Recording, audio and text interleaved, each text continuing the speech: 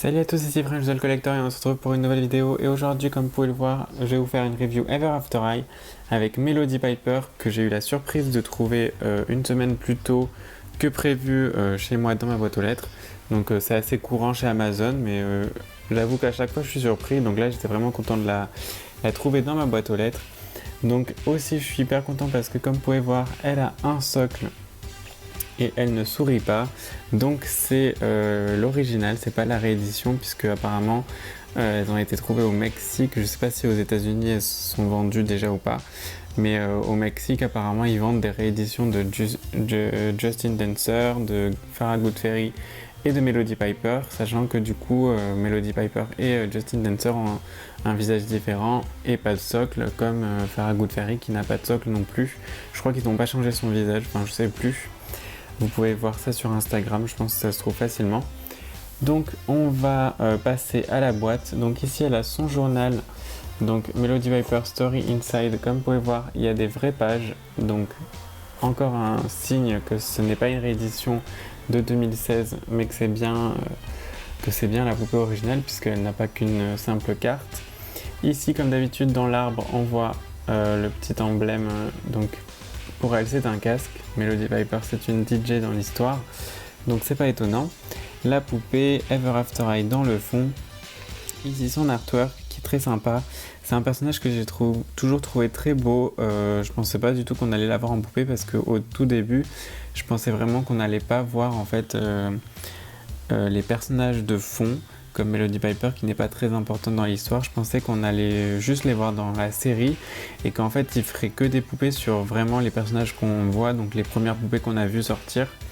Et puis en fait je me suis rendu compte que c'était comme Monster High, donc ils essaient de faire le plus de poupées possible, puisque j'avais presque oublié qu'en fait la série est issue des poupées et pas l'inverse. Donc ici watch on Netflix, Ever After High, donc Daughter of the Pied Piper. Je sais pas comment si on dit Pied ou Pied, enfin je sais pas, je pense que c'est Pied. Donc c'est le joueur de flûte, il me semble que c'est ça qu'on dit en français. Donc ici encore son artwork dans un petit cadre, Ever After High, encore une fois le même texte. Il me tarde de voir s'ils vont nous faire la narratrice un de ces jours. Je pense qu'ils la gardent précieusement en dernier ressort. Donc ici, histoire et socle inclus, donc je vous laisse admirer ce petit mot qui a priori va disparaître complètement des boîtes. Donc choose your own ever after. Je vous laisse mettre pause parce que je vais vous montrer quand même. Alors il y a la lumière, donc voilà, donc je vous laisse mettre pause et traduire à votre guise. Là il y a toute l'interview qui est en anglais, donc j'ai un peu la flemme, je vous l'accorde, de la traduire. Sur le côté on a Melody Piper, Darling Charming, Rosabella Beauty. Ensuite pareil, YouTube, Netflix, etc. Le blabla habituel, les mains se détachent, etc. Donc je vais la sortir de sa boîte et on se retrouve pour la review. Et donc la voici hors de la boîte. Donc comme d'habitude on va commencer avec ses accessoires. Donc elle vient avec son petit sac en forme de platine de DJ. Donc voilà, donc très sympa. Ça pourrait avoir un peu plus de peinture vu tous les détails qu'il y a, mais je trouve que même comme ça c'est pas trop gênant que ça soit juste argenté. Donc il s'ouvre, si j'arrive à le faire, ouais. Donc il s'ouvre comme ceci, et c'est toujours sympa les petits sacs qui s'ouvrent si on veut caser des petits trucs, même si je sais pas trop quoi, vu que cette poupée vient avec rien, mais bon. Alors elle perd un peu ses cheveux, mais bon, c'est un peu normal puisque je viens de la sortir de la boîte et ça arrive fréquemment. Ici son journal qui est tout en anglais du coup vu que j'ai la version américaine. Je sais pas du tout s'il y a eu une version européenne pour cette poupée pour l'instant, parce que les seules versions que j'ai vues c'est américaine et mexicaine. Donc voilà, donc je vous conseille pas d'attendre, donc ça brosse. Je vous conseille pas spécialement d'attendre qu'elle sorte en France, puisque pour la petite histoire, moi je l'ai eu sur Amazon.com, donc Amazon américain, pour 25€. Il me semble que c'était ça à peu près, frais de port compris, donc c'est pas excessif pour une poupée Ever After High, même si dernièrement la qualité a baissé beaucoup. Je trouve qu'encore avec celle-ci on s'en sort pas trop mal. et sachant qu'elles sont sorties en 2015 et qu'on les a toujours pas eu en France et qu'on a vu déjà passer Michelle Mermaid, je doute fortement qu'on la voit sortir en France, elle et Justin Dancer, sachant que Farrah Good Fairy est déjà sortie en France, donc j'ai l'impression en fait qu'ils vont pas sortir tous les personnages, ça me fait un peu peur. Parce que je vais être obligé de les rameuter des autres Amazon. Et encore, quand c'était un Amazon européen, c'est pas trop cher, mais quand c'est un Amazon américain, tout de suite ça augmente un petit peu le prix. Donc voilà, mon conseil en tout cas, c'est si vous voulez vraiment celle-ci, commandez-la sur l'Amazon américain pour 25€, c'est pas énorme pour une poupée, et au moins vous êtes sûr de l'avoir. Sachant qu'a priori, pour l'instant, ils ont encore des éditions originales avec le socle et compagnie. Donc, moi, je peux que vous conseiller ceci. Sachant que je pense qu'elle a eu un peu moins de succès que Justin Dancer. Donc, je pense que c'est pour ça qu'il reste des versions originales. Je sais pas, j'ai commandé Justin Dancer aussi sur Amazon.com. Elle devrait pas trop tarder à arriver, mais je sais pas du tout si j'aurai l'original ou la réédition, puisque j'ai l'impression que celle-ci a eu pas mal de succès du fait que ce soit une princesse tout simplement et que les parents aiment mieux ça. Donc on va passer à la review de la poupée et je vous montre son très joli visage. Donc elle a les yeux violets un peu comme son maquillage, alors on pourrait presque penser que c'est la même couleur et qu'ils ne se sont pas du tout fait chier, mais en fait il y a quand même une teinte différente. Ses yeux sont plus bleutés, que son maquillage est plus rosé. Son rouge à lèvres, je l'adore. Donc cette espèce de rouge bordeaux très foncé. Alors il est un peu brillant, mais je pense qu'il est censé être mat, parce que vraiment sinon ils mettent des paillettes en général. Donc là il est vraiment super beau. Je vous montre ses sourcils qui sont à la fois un certain degré de châtain et de violet, tout simplement pour aller avec ses cheveux. Donc elle a cette frange qui est un peu ratée au milieu, mais je trouve qu'on a évité les gros dégâts de manière générale. En revanche, ses cheveux sont un peu bordéliques. Donc il me semble qu'elle les a quand même assez lisses dans la série. Et là ils sont assez ondulés, donc je comprends pas trop pourquoi. Avec un peu de peigne, ça ira très bien je pense. Comme vous pouvez voir, ils sont juste un petit peu emmêlés. En tout cas, j'aime beaucoup cette couleur. J'avoue que j'ai pas fait attention si c'était vraiment comme ça que ses cheveux étaient dans la série, mais il me semble que oui. Il me semble qu'ils sont vraiment platine, presque blancs, avec ces mèches bordeaux-violettes. Sachant que j'aurais vraiment aimé voir une poupée Melody Piper Dragon Games, et je pense que je suis pas le seul, parce qu'elle était vraiment juste magnifique dans sa tenue. Je voulais juste le préciser. Ici, on a son casque, donc puisqu'elle n'a pas de couronne. Alors, donc il y a des petits motifs dessus, on dirait un peu des boules. Alors, je sais pas comment ça s'appelle, mais vous voyez les armes avec un bâton, une chaîne et une boule comme ça au bout. J'avoue que j'ai oublié comment ça s'appelle. Alors là, on voit son crâne, ce qui est un peu dommage et que je vais devoir camoufler. Je sais pas encore comment. Donc voilà, c'était pour son casque, qui est vachement détaillé, même s'il est peint en noir. Son collier est argenté, donc elle a comme un collier de chien, puis un collier fait en chaîne, enfin avec des chaînes. Elle porte une petite veste, donc sans manches, qui est dans cette espèce de matière. Alors c'est noir, mais je pense que vous pouvez voir les petits ronds en fait qui font que ça brille un petit peu. Imitation de fermeture éclair. Dessous, elle porte un débardeur jaune avec des notes de musique dessus et coupé de façon vachement originale, je trouve, ici. Ça rappelle justement les robes de princesse type Cendrillon. Elle porte une ceinture. Alors encore une fois, je sais pas comment ça s'appelle, mais je pense que vous allez reconnaître ce genre de motif. C'est vraiment ce que portait tout ce qui était les emo gothiques, un peu grunge, tout ça, enfin un peu punk. Ça rappelle vraiment ces petits trucs.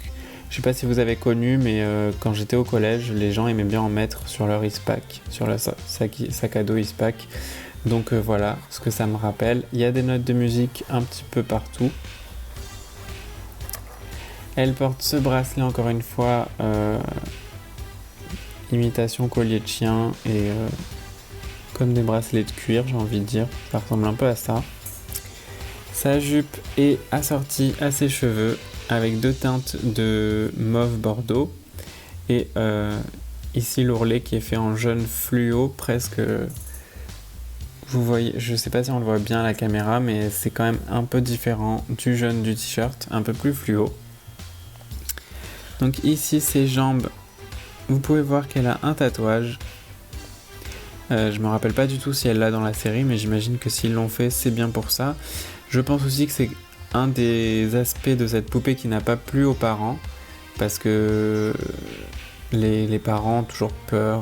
Enfin, je l'ai dit très souvent dans mes vidéos que les parents en général ils ont toujours peur de tout face aux jouets. Ils croient que c'est le meilleur moyen pour que leur enfant devienne un psychopathe ou ait des lubies bizarres, alors que pas du tout. Je pense que les enfants ils s'en fichent presque, je pense. Mais c'est un bon détail pour les collectionneurs si c'est dans la série, ce dont je ne me souviens pas. Ici ces bottes qui sont très sympas parce qu'elles font très de devant elles font très grunge, punk encore une fois, enfin vraiment le look de Mélodie. Et puis derrière on a la surprise de ces talons en forme de, je crois que c'est des clés de sol, enfin c'est une note de musique. J'ai jamais fait de solfège donc il faudra être un peu indulgent, mais je trouve que cette poupée est vraiment genre, c'est la gothique parmi les princesses. Alors elle est pas du tout gothique, enfin elle est pas vraiment gothique puisque non, c'est pas non plus un degré de gothisme, j'ai envie de dire, même si ça n'existe pas fort, mais elle est quand même vachement différente. Enfin, à mes yeux, c'est vraiment elle qu'on peut qualifier de rebelle. Genre si on me dit quelqu'un de rebelle chez Ever After High, direct je pense à elle parce que vraiment elle a le look de la fille qui veut se démarquer et qui veut être différente des autres comparée à toutes les autres qui sont princesses. Donc c'est quelque chose que j'aime beaucoup chez elle.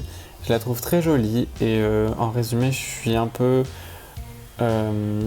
mitigée dans le sens où je la trouve très jolie et je me dis que c'est dommage d'en faire une réédition sachant qu'elle est parfaite comme ça. Qu'ils enlèvent le socle pour les 2016, bon, apparemment c'est leur délire, même si c'est beaucoup critiqué, pourquoi pas, mais qu'ils refassent carrément sa tête. J'imagine que c'est parce qu'elle se vend pas assez bien.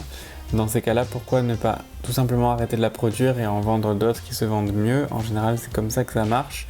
Parce que du coup, sa nouvelle tête est vraiment pas jolie du tout. Enfin, c'est mon avis personnel, mais du coup, quand elle sourit, elle a l'air crispée. De toute façon, toutes les Ever After High qui sourient. Je pense qu'il n'y a que Madeline que je trouve mignonne en souriant. Et Kitty, mais Kitty, elle sourit déjà à l'origine. Parce que Apple, on dirait une psychopathe. Raven c'est pire, mais Raven c'est celle que je déteste le plus avec son sourire. Ensuite il y a Briare et Ashlyn est là. Je pense que elle ça me choque pas trop et Blondie on va dire que c'est pas mal. Mais vraiment la seule que je trouve mignonne avec le sourire et qui aurait dû l'avoir à l'origine, c'est Madeline. Les autres vraiment s'en seraient abstenus mais d'une force. Et en plus je pense que ça leur a coûté du budget de faire ces nouveaux moules. Alors qu'ils auraient pu l'utiliser autrement parce que je doute qu'elles se vendent plus qu'avant. Enfin franchement vu le fait qu'ils soient ni à la Toy Fair, enfin ils avaient aucune nouveauté à la Toy Fair, ils avaient rien à la San Diego Comic Con, enfin ils sont un peu ils gardent un peu tout sous silence et en général c'est très mauvais signe puisque comme vous pouvez le voir pour Monster High, justement ils montrent tout, ils veulent tout montrer du reboot, donc vraiment je trouve que c'est mauvais signe et même si ça fait un peu drama queen sur les bords, je pense franchement que on est sur les derniers jours de Ever After High. Les poupées déjà ont du mal à arriver en France, elles ont du mal à arriver un peu partout dans le monde. Apparemment le Mexique se porte très bien pour ça, les États-Unis aussi forcément sont les premiers à les avoir, mais en Europe apparemment on en voit beaucoup moins. Rien que déjà sur les Amazon, on en voit beaucoup moins. Quand je suis parti à Londres, j'en ai vu très peu. J'ai vu beaucoup des premières comme d'habitude puisqu'elles ont vraiment été trop vendues. Mais des nouvelles Ever After High, j'en ai vu. J'ai vu lesquelles? J'ai vu Darling. Je crois que c'était les dernières que j'ai vues. Celles de Darling et de Fable. Vous imaginez la dernière vague que j'ai vue quand même. Ça date un peu. Donc voilà.